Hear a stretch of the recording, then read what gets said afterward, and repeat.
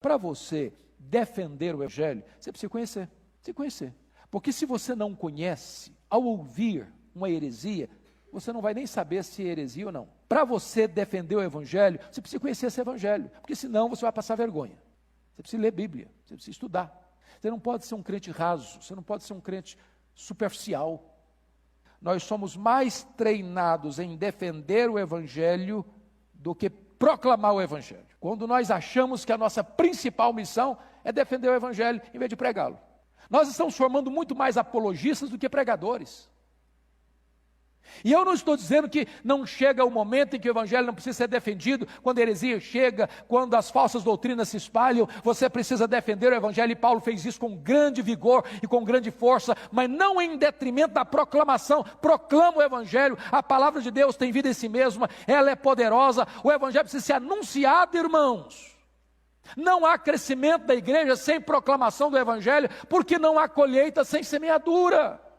Mas quando é necessário, é preciso defender o Evangelho das falsas doutrinas, e Paulo fez isso, por exemplo, na carta aos Colossenses, a respeito do misticismo, do gnosticismo, do legalismo, do ascetismo, e hoje nós diríamos do liberalismo teológico, do sincretismo religioso, da ortodoxia morta. Nós precisamos combater as falsas doutrinas, mas sobretudo, nós precisamos anunciar a boa nova da salvação em Cristo Jesus, nosso Senhor. Como pregar o Evangelho? Paulo nos dá 4 dicas aí. Primeiro, olha comigo, versículo 14. Nós precisamos pregar o Evangelho com desassombro. Desassombro. Significa o seguinte: você não fica com vergonha, não, irmão, de pregar a palavra lá no seu trabalho, lá no seu escritório, lá na sua fábrica, lá na sua atividade comercial, lá no seu reduto onde você trabalha, na sua vizinhança, na sua parentela. Pregue a palavra com a vida, com o testemunho e com a palavra de Deus na sua mão. Segundo, versículo 15, de boa vontade. Não tem que ser uma coisa com constrangimento, não tem que ser algo pesado. É por isso que evangelização, pregação, não é um programa, é um estilo de vida. Você faz isso automaticamente, você faz isso espontaneamente, você faz isso de boa vontade, você faz isso com toda a alegria do seu coração. Como pregar? Terceiro lugar, sintetizando o que Paulo disse, versículo 16, com amor. Estes por amor. Amor a Deus, amor a Cristo, amor à palavra, amor ao pecador, amor ao homem que precisa de ouvir essa mensagem gloriosa da redenção. Finalmente, de que maneira?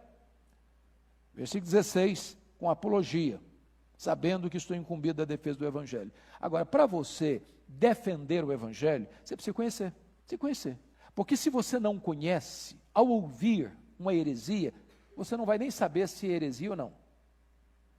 Segundo, para você defender o Evangelho, você precisa conhecer esse Evangelho, porque senão você vai passar vergonha. Você precisa ler Bíblia, você precisa estudar. Você não pode ser um crente raso, você não pode ser um crente superficial. Você não pode ler Bíblia apenas quando vem para a igreja. Você não pode se limitar a uma dose alimentar uma vez por semana. Você precisa mergulhar na palavra, conhecer a palavra, estudar a palavra, meditar na palavra, examinar a palavra, internalizar a palavra, memorizar a palavra, para que quando você estiver diante de uma situação, não dá para recorrer a um dicionário, não dá para recorrer a uma concordância bíblica, nem dá para ligar para o seu pastor. Você precisa conhecer, para dar razão da esperança que há em você. Pai, seu app de vídeos curtos.